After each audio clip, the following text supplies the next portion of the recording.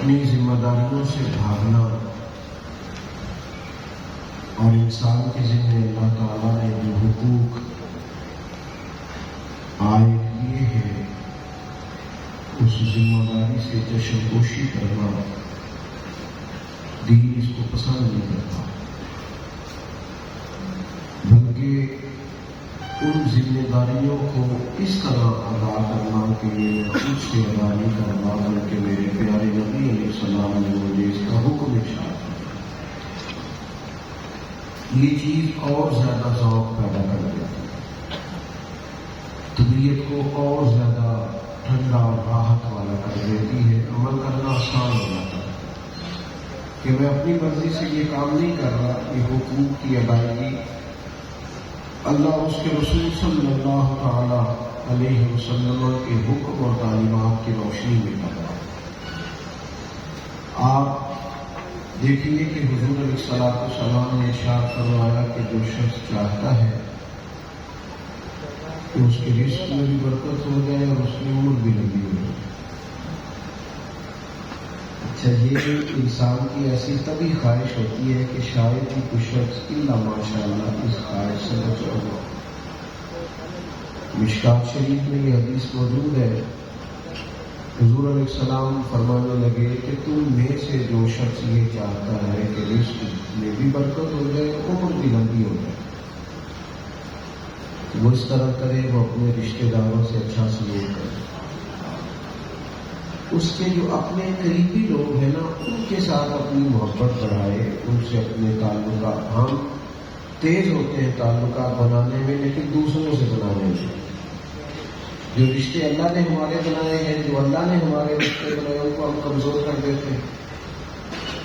اور نئے سے نئے رشتوں کی تلاش میں ہم نکل پڑتے ہیں۔ ضرور بنائیں اور خیر کے رشتے بنائیں تو بڑا فضل والا کام ہے، لیکن جن رشتوں کو اللہ تعالیٰ نے ہمارے لیے مقرر فرمایا اور جن سے صلہ رحمی کرنے کا، اچھا سلوک کرنے کا، حقوق ادا کرنے کا، خدمت کرنے کا رب رسول نے حکم دیا، ان پر بھی خاص توجہ کرنا۔ قرآن مجید کی جو آیت کریمہ میں نے تلاوت کی اس میں فرمایا وبالوالدین احسانا، اپنے والدین کے ساتھ احسان کرو، اپنے والدین سے اچھا سلوک کرو، اپنے بازو ان کے لیے ہمیشہ کشادہ رکھو، اپنے دلوں میں ان کے لیے نرمی، گنجائش اور ادب کے جذبات رکھو۔ جتنے بھی حضور علیہ السلام کے رشتے ہیں، اللہ کے محبوب علیہ السلام نے ان سب کا خیال کیا۔ ہمارے یہاں رشتے اس طرح ادا کیے جاتے ہیں کہ دیتا کو ماں باپ کو خرچہ، بلکہ میں نے کچھ ایسے دوست بھی دیکھے ہیں جو اپنی نادانی کی وجہ سے کچھ ایسی باتیں بھی کرتے ہیں جو ان کی گفتگو سے اور پرسنالٹی سے سوٹ نہیں کرتی، یعنی اپنے والد صاحب کو حد کرایا کہ اگر میں کسی کو بتاؤں کہ میں نے اپنے ابا جی کو حد کرایا ہے تو ان کو بتانے لگی بات۔ ایک بڑے ان پڑھ سے اور سادے سے دیہاتی سے دوست سے ایک دفعہ میرے سامنے کسی نے ان سے پوچھا کہ والدین آپ کے ساتھ رہتے ہیں؟ کہنے لگے نہیں، میں والدین کے ساتھ رہتا ہوں، انہوں نے مجھے اپنے ساتھ رکھا، ان کی بڑی مہربانی انہوں نے رکھا ہوا ہے۔ ایک یہ کہ اس انداز میں بات کرنا کہ میں والدین کی خدمت کرتا ہوں اور میرے گھر میں رہتے ہیں اور میں خرچ دیتا ہوں، اور ایک یہ کہنا کہ وہ تو بھائی ان کی مہربانی ہے، انہوں نے مجھے رکھ لی ہے اپنے ساتھ۔ تو اپنے ان رشتوں کے اندر خوبصورتی پیدا کرنا، میں بھی خرچ دیتا ہوں والد صاحب کو، والدین کو صرف خرچ کی ضرورت نہیں ہوتی، انہیں اولاد کے وقت کی بھی ضرورت ہوتی ہے، انہیں اس بات کی بھی حاجت ہوتی ہے کہ بچے اپنے مشوروں میں انہیں ساتھ رکھیں، بچے انہیں اسپیشل کر کے ٹائم دیں، اور گھر کے اندر انہیں پرانے سامان کی طرح نہ رکھا جائے بلکہ انہیں گھر کے اندر رکھا جائے تو انہیں اعزاز کے ساتھ رکھا جائے، اور گھر کے سربراہ کی حیثیت کے ساتھ ان کے ساتھ زندگی کے امور سر انجام دیے جائیں، نبی پاک علیہ الصلوۃ والسلام نے فرمایا ہے کہ جس کا باپ راضی ہے نا، جس کا والد راضی ہو گیا، حضور فرماتے ہیں اس کا رب راضی ہو گیا۔ ہمارے یہاں لوگ کہتے ہیں میں ابا جی سے پوچھ کے آیا ہوں، میں نے استاد صاحب سے اور حضرت صاحب سے اور شیخ سے میں نے کہا تو میں جاؤں، تو انہوں نے کہا ٹھیک ہے جاؤ۔ حکم اور ہوتا ہے، مرضی ایک دفعہ اور ہوتی ہے۔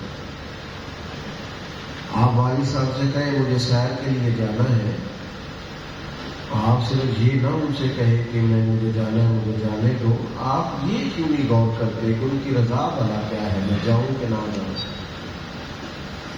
اس کو کیوں نہیں ٹٹول دے کہ میری والدہ کی اصل میں مرضی کیا ہے؟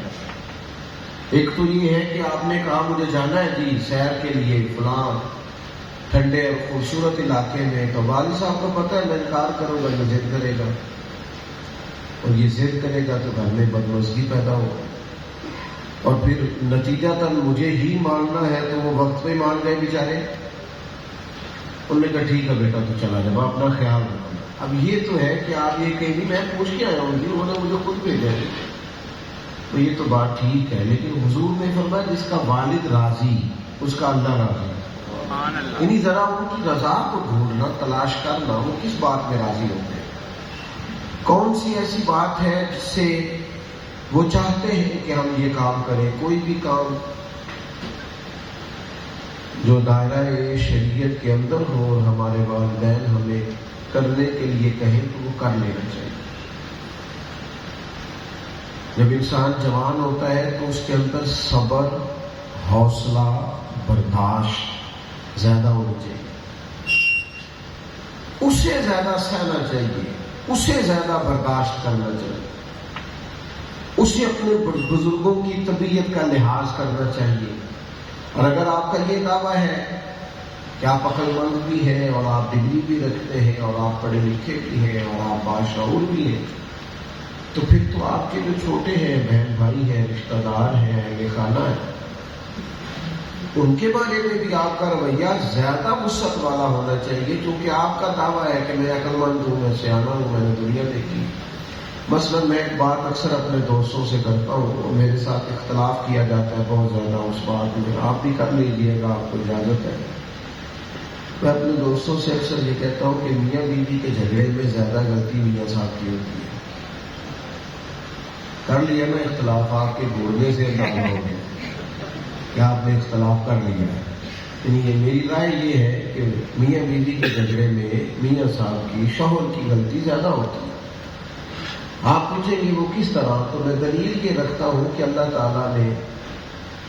عورتوں کو ناقصات العقل بنایا ہے،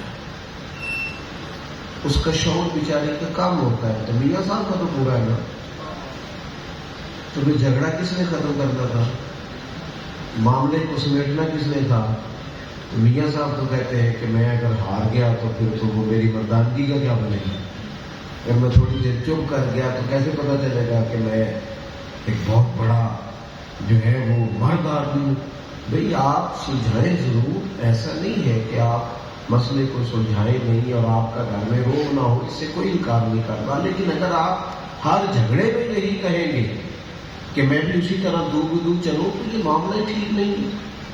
اگر آپ سمجھدار ہیں، معاملہ فہم ہے، تدبر والے ہیں۔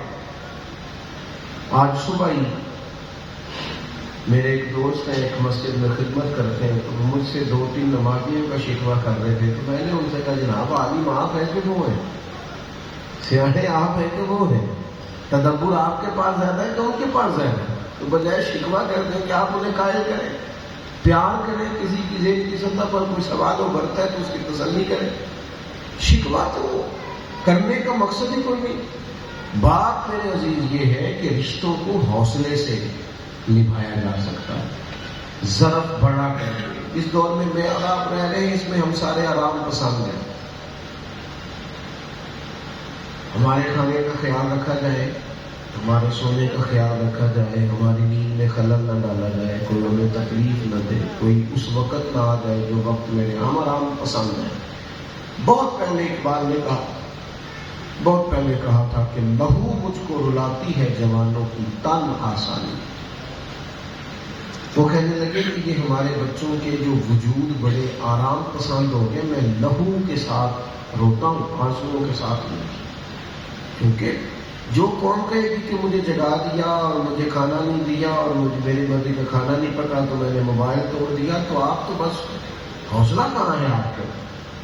آپ جوان ہیں، آپ کو سہنا آنا چاہیے، ماں باپ کی ڈانٹ بھی سہیں، بچوں کی فرمائشیں بھی سہیں، دوستوں کی بے مروتی بھی سہیں، حالات کا جبر بھی آپ سہیں۔ آپ کے پاس وقت ہے، آپ کے پاس طاقت ہے، آپ جوان ہیں، اپنی نیند تھوڑی کم کریں، اپنے بزرگوں کی نیند کا خیال کریں، آپ اپنی خواہشات تھوڑی دبائیں اور دوسروں کے لیے گنجائش پیدا کریں۔ لیکن وہ اپنی ذات کے چکر میں، والد صاحب کا دل کرتا ہے بیٹا فجر میں اٹھے، اور بیٹے کا خیال ہے کہ میں کیسے اٹھوں، میں نے تو 2:30 بجے تو موبائل بند کیا ہے۔ تو ان کا خیال یہ ہے، وہ پرانے خیالات کے ہیں، ان کا خیال یہ ہے کہ جو فجر کی نماز میں سویا ہو اس کی وجہ سے بڑا نقصان ہوتا ہے، ناراضگی رب رسول کی ہوتی ہے۔ تو بھائی آپ نے اپنے من کی خواہش کے لیے 2:30 بجے تک اپنی نیند چھوڑی تھی، اپنے والد کی خواہش کے لیے، رب رسول کی رضا کے لیے بھی آدھا گھنٹہ اٹھ جائے، آپ تھوڑا اٹھ جائیں، خواہش کو پورا کر لیں، اس میں حرج کیا ہے؟ اور پھر عبادت اور پھر اللہ کی فرما برداری۔ لیکن وہ تھوڑی دیر کی خواہش،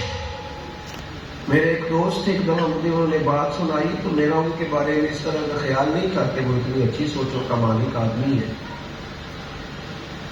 وہ ایک دن وہ آئے، کہنے لگے اللہ تعالیٰ نے گنجائش دے دی ہے، دعا کیجیے گا میں گاڑی لینے لگا ہوں۔ پھر کچھ دنوں کے بعد دوبارہ ملے تو کہنے لگے میں نے ارادہ ترک کر دیا۔ بظاہر وہ کوئی ایسا دینی لباس بھی نہیں رکھتے تھے اور کوئی ایسا دینی تعارف بھی نہیں رکھتے تھے اور کوئی بہت زیادہ ان کو دینی کہا سمجھا بھی نہیں جاتا تھا۔ میں نے ان سے یہ کہا کہ خیر ہے، کوئی اور پلاٹ پسند آ گیا ہوگا تو گاڑی نہیں لینی، تو کہیں اور خرچ کر لیں۔ کہنے لگے نہیں، میرے ابا ہی نہیں مانے۔ میں نے اس بندے کو غور سے دیکھا کہ ابا جی نہیں مانے۔ وہ کہنے لگے ہم 5 بھائی ہیں، سب کے پاس موٹر سائیکل ہے، میرے پاس گاڑی کی گنجائش بنی تھی تو میرے والد صاحب نے مجھے کہا کہ پتر باقی پریشان ہو، میرے بچے بھی پریشان ہو۔ میں نے کہا رہ پھر لے لیں۔ تو وہ اتنا مطمئن ہو کے شخص بات کر رہا تھا، کہنے لگا جی میں ابا جی ماں کہہ جی وہ لینی ہے جی تو ساتھ نہ لے لیں، ختم ہو گئی بات۔